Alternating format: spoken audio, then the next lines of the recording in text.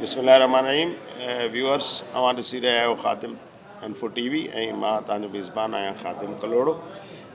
मूंसां गॾु आहे सिंध जो मौरख़ मुहक़िक़ ऐं पंहिंजो दानिश्वर अलामा सोमरो साहब। ऐं असां अॼु खैरपुर जे तारीख़ ते, खैरपुर जे जोग्राफ़ी ते ऐं खैरपुर जे ॿियनि पहलुअनि जे हवाले सां साईं जन खां मालूमात वठी करे तव्हां सां शेयर कंदासीं त जीअं ॾेह ऐं परॾेह में वेठल असांजा जेके बि इल्मु दोस्त, अदब दोस्त, सिंध दोस्त ऐं ॿिया पंहिंजो इल्म जा तालिब इल्म जेके आहिनि उन्हनि जी मालूमात में इज़ाफ़ो थिए, उन्हनि जे उञ खे उजाए सघूं। अलामा साहब, सभ खां पहिरियां तव्हांखे भलीकार चऊं था असां पंहिंजे हिन टीवी सेटअप में अचण ते, ऐं गॾोगॾु असांजे व्यूअर्स खे इहो ॿुधायो त खैरपुर जेका आहे उनजी तारीख़ छा आहे, उनजी सुञाणप जा हवाला अदबी लिहाज़ खां, जोग्राफ़ी जे लिहाज़ खां, तारीख़ हिस्ट्री जे तर्ज़ हुकुमरानी जे लिहाज़ खां कहिड़ा रहिया आहिनि। तव्हां जेको आहे असांजे व्यूअर्स सां शेयर कयो, तव्हांजी महिरबानी ख़ादिम साहब। जेको असांजी खैरपुर आहे मुल्क हुयो ऐं सरकार सरबी हुई, ऐं उन सरकार मां पोइ गवर्नमेंट मां मुल्क मां फिरी करे रियासत थी, रियासत मां पोइ वरी डिवीज़न थी, डिवीज़न मां हाणे हिन वक़्तु ज़िलो आहे। खैरपुर जो क़याम ईअं थियो त हिते हिन सिंध ते हुकूमत कलोड़नि जी हूंदी हुई ऐं उन्हनि जा मुरीद हुया, कलोड़ा पीर हुया, ऐं उन्हनि जा जेके मुरीद हुया उहे हुया टालपुर उन्हनि जे फ़ौज जो कमु बि कंदा हुआ ऐं उन्हनि जा मुरीद बि हुया, ॻंढियल हुया। ऐं उन्हनि हिते अचे जितऊं बि उन्हनि खे पंजाब या सिरे जे इलाइक़े मां आणे हिते आबादु कयो हो, उन्हनि खां हिफ़ाज़त वारो कमु वठंदा हुआ। पोइ अॻिते हली कुझु उन्हनि कलोड़नि हुकुमराननि ऐं उन्हनि मीरनि जे विच में, टालपुरनि जे विच में अणबड़ थी ऐं उन्हनि जी जंग थी 1782 में हालाणीअ जे शहर में। उते जंग में कलोड़नि खे शिकस्त आई ऐं जेको आहे टालपुर हुकुमराननि ऐं माण्हुनि जेको आहे सो फतह हासिलु कई। पोइ उन्हनि उते जीअं त उन्हनि में 3 सरकर्दा माण्हू आहे त उन्हनि सिंध खे 3 हिसनि में तक़सीम कयो, जिन फतह कई, जिन फतह कयूं 3 हिसनि में तक़सीम कयो। हिकिड़ो हैदराबाद, ॿियो मीरपुर ख़ासि वारो हिसो ऐं टियों जेको आहे हीउ खैरपुर वारो हिसो।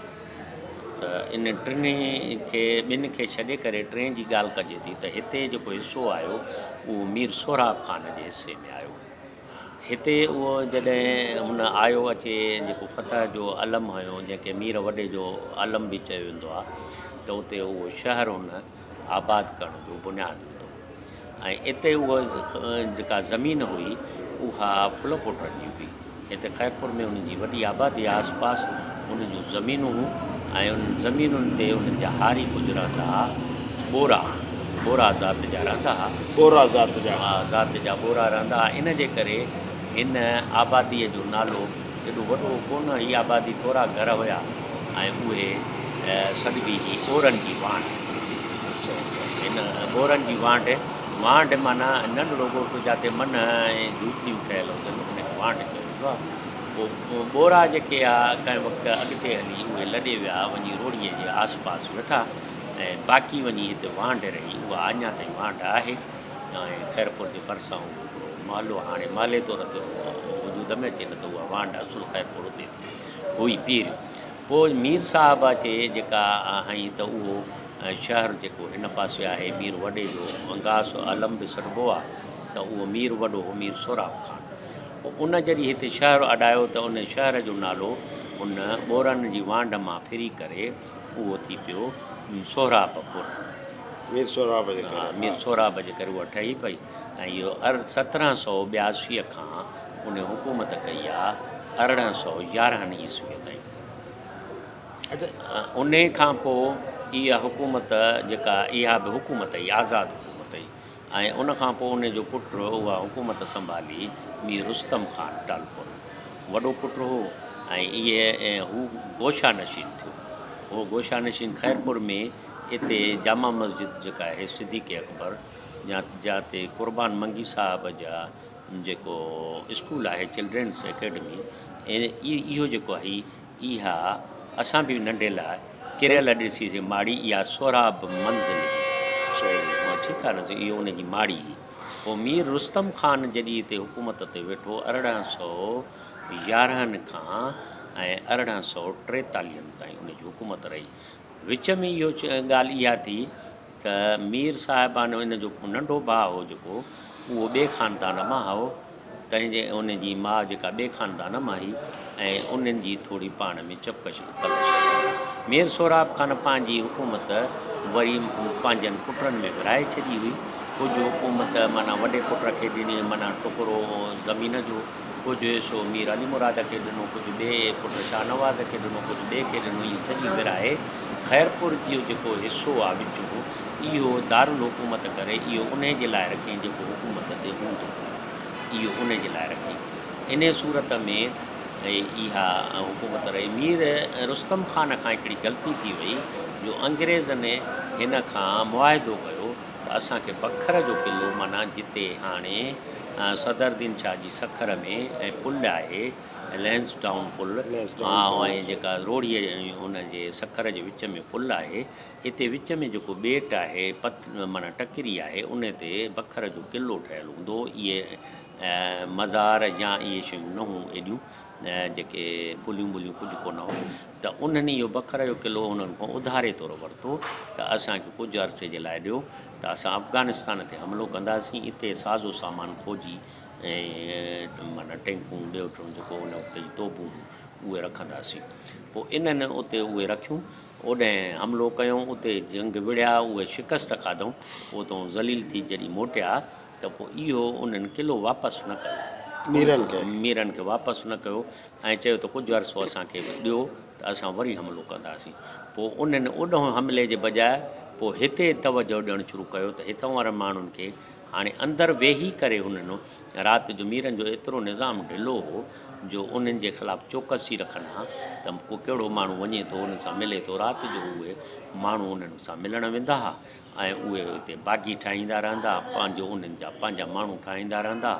ऐं पोइ आख़िरकार खैरपुर ते हुननि जॾहिं उन्हनि मीरनि खे जेको आहे ईअं ॿधणु शुरू कयो त असां सां गॾु थियो, पोइ उन्हनि ॾिठो त ॿाहिरि पाण में थोरो इख़्तिलाफ़ था रखनि। हक़ीक़त वरी इहा ॻाल्हि आहे त ॿिन्ही भाइरनि में वरी चपकलश इहा शुरू थी जॾहिं 1829 में गुज़ारियो मीर सोराब ख़ान, त उन खां पोइ ॿिन्ही भाइरनि जे विच में वरी अणबणत थी त ज़मीन कुझु मूंखे वधीक ॾे, हुन चुस तूं मूंखे वधीक ॾे।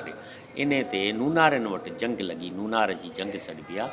उहे उते लूणु ठहंदो, नूनार उन जा हुया कुतल, उहे हिन वक़्तु कोलाबजीअनि जे भरिसां टंडरे मस्तीअ जे भरिसां उहा आहे, हिते जंग लॻी ऐं उहे जंग में जेका आहे सा ॿिन्ही भाइरनि जे विच में जंग ॾाढी लॻी।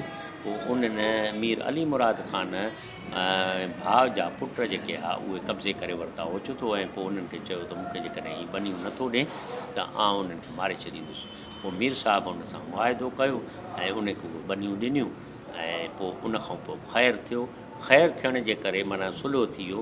सुलहो थियण जे करे जेको आहे सोराबपुर जो नालो मटिजी खैरपुर थियो। इहो 1842 जे आसपास हो। पर इन विच में हिननि जे दिलनि में वरी बि हिक ॿिए जे ख़िलाफ़ु साॻियो ई उहो रहियो, बुग़्ज़ रहिया। पोइ अंग्रेज़नि इन मां फ़ाइदो वरितो ऐं मीर नंढे खे जेको आहे पाण सां ॿधऊं ऐं पोइ खैरपुर ते 1843 में हमिलो कयूं।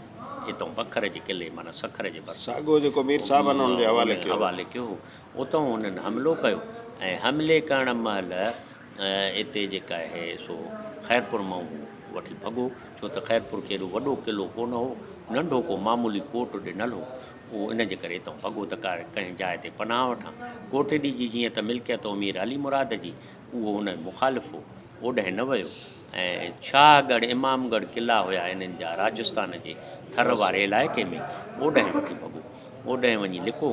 ऐं जॾहिं हिन मीर अली मुराद हिननि खैरपुर ते उन कब्ज़ो कयो ऐं अंग्रेज़नि कब्ज़ो कयो, पोइ हिनखे वठी विया ओॾांहुं। उन्हनि खां वञी गोलो हलारायूं त तूं जेको आहे सो भाउ जे मथां पहिरियों गोलो तूं हलाए त जीअं तुंहिंजी वफ़ादारीअ जो असां सां सबूत थिए। पोइ उन जॾहिं उते गोला हलाया, पोइ मीर साहिबु उतो मीर रुस्तम ख़ान टालपुर इहो सम्झो त हिते बि मां हाणे महफ़ूज़ न आहियां, इहे गोलनि सां उॾामी वेंदो क़िलो ऐं मां मारिजी वेंदुसि अकेलो। पोइ उहो उतां निकिरी ऐं हैदराबाद वियो। हैदराबाद वञी मीरनि खां मदद तलब कयईं। पोइ उन्हनि उन्हनि जो साथ ॾिनो ऐं उते हैदराबाद में म्याणीअ जी जंग लॻी हुअनि, वरी उन में मीर साहिबान इहे जेके आहिनि से कब्ज़े थी विया ऐं गिरफ़्तार थिया, जंहिंमें मीर रुस्तम ख़ान बि गिरफ़्तार थियो, हैदराबाद वारा मीर बि गिरफ़्तार थी विया, अंग्रेज़नि हैदराबाद ते बि कब्ज़ो कयो, खैरपुर ते बि कब्ज़ो कयो। ऐं उन खां पोइ जॾहिं मीरपुर ख़ासि जो मीर ठारो ख़ान जो जेको पुटु हुयो जेको उहो विढ़ण आयो ऐं उहा उन जे विच में जंग लॻी दुबे में उते ई उहो जंग मां अधु जंहिंमें हू शुशीदीअ खे ॾेई ऐं पाण निकिरी वियो ऐं उन जे सलाह सां पोइ अॻिते हली जॾहिं हुन ॾिठो त का बि मदद करण वारो असांजो नाहे त अंग्रेज़नि सां ठाह करे वेही रहियो।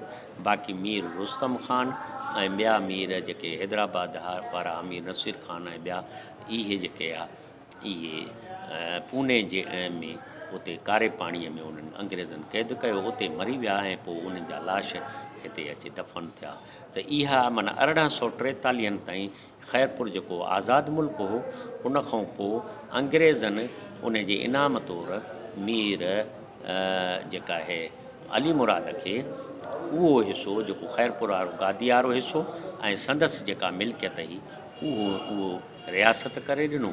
बाक़ी शयूं पंहिंजे शइ में ॿियनि जेके मीर साहिबान मीर रुस्तम जो हिसो जेको रोड़ी ऐं रोशनाबाद पासे हो उहो या पीरगोठ पासे ॿियनि जो जेको मीर शाहनवाज़ ऐं ॿियनि जॻह हिसा हुया, पीरगोठ किंगिरी जेको आहे इहो सॼो पिरियालो ऐं इहे सभु पंहिंजे कब्ज़े में करे छॾिया ऐं सखर सां मिलाए छॾिया।